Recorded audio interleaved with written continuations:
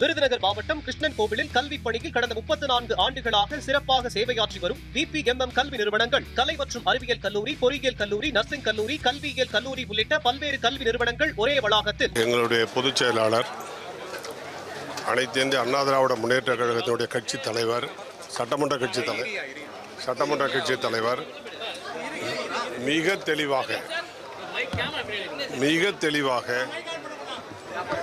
டீலிமிட்டேஷனை பற்றி, மறுவரையை பற்றி சிறப்பாக கருத்துக்களை சொல்லியிருக்கிறார்கள். என்ன சொல்லியிருக்கிறார்கள் என்றால், பெரிய ஊராட்சிகளை பிரிக்க வேண்டும் என்று நாம் பிரிக்கிறோம், பெரிய ஒன்றியங்களை பிரிக்க வேண்டும் என்று நாம் பிரித்து கொண்டிருக்கிறோம், பெரிய தாலுகாக்களை இரண்டாக பிரிக்கிறோம், பெரிய கோட்டங்களை இரண்டாக பிரிக்கிறோம், மாவட்டங்களை இது நடக்குது. இன்னும் சொல்ல போனீங்கன்னா, தாவேக்காவில் இப்போ சேலத்தில் பார்த்தீங்கன்னா, தமிழ்நாடு பூராவுமே பார்த்தீங்கன்னா 3 தொகுதி, 4 தொகுதி, 5 தொகுதி, 6 தொகுதி ஒரு மாவட்ட செயலர் உண்டு.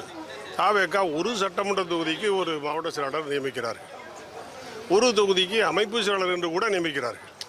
இப்படி இருக்கிற பொழுது எங்களுடைய பொதுச் செயலாளர் அவர்கள் சொன்ன கருத்து தான் சரியான கருத்து. சார், தென்னிந்தியாவில் இருந்து பிரதமர் உருவாக வேண்டும் அப்படின்ற கருத்து சட்டசபையில் அதாவது இடஒதுக்கீடெல்லாம் கிடையாது. அதிக எண்ணிக்கையில் யார் எந்த கட்சி ஆட்சிக்கு இவர் நம்ம பேர் மறந்துட்டேன், இந்த தேவகவுடா பிரதமராக இல்லையா, மூப்பனார் கூட வந்திருக்கலாம், அது சில பேர் தடுத்துட்டாங்க. தலைவர்கள் உருவாகணும், உருவானால் வருவாங்க. சார், இந்த 2 நாளா ப்ராப்பர்ட்டி டாக்ஸ் பல மடங்கு உயர்ந்திருக்கிறதா ஒரு தகவல் இருந்துகிட்டே இருக்கு. இதை பற்றி நீங்களே தகவல்னு சொல்லிட்டீங்க, வெளிப்படையாக வரல. மாநகராட்சியிலலாம் அதிகமாக டாக்ஸ் வந்திருக்கு எங்களுக்கு அப்படின்னு மக்கள் சொல்கிறாங்க.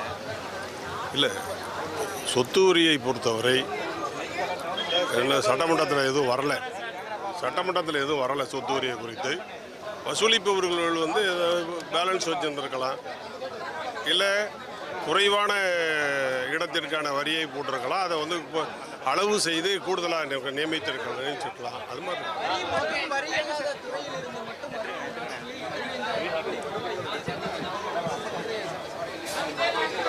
இல்லை 15,000 கோடிக்கான அந்த பணம் எங்கிருந்து வந்திருக்கிறது என்பதை பற்றி நிதியமைச்சர் அவர்கள் ஒவ்வொரு துறையிலிருந்து வந்திருப்பதை பற்றி இங்கே சொல்லியிருக்கிறார். நேற்று முன்தினம் அதிமுகவினுடைய சட்டமன்ற உறுப்பினர் CV சண்முகம் அவர் சில குற்றச்சாட்டுகள் வச்சிருக்காரு. இதை எப்படி பார்க்குறோம்? தோல்விக்கு காரணம் மாவட்ட செயலாளர்கள்னா வெற்றிக்கு காரணம் எடப்பாடி பழனிசாமின்றதை எப்படி ஏற்றுக்க முடியும்? அதாவது அனைத்து இந்திய அண்ணா திராவிட முன்னேற்ற கழகம் என்பது பொதுச் செயலாளருக்கு கட்டுப்பட்ட கட்சி.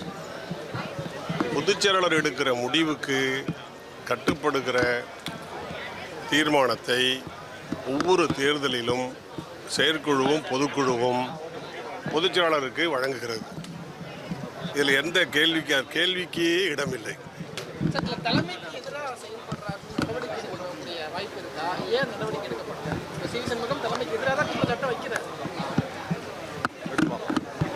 Thank you.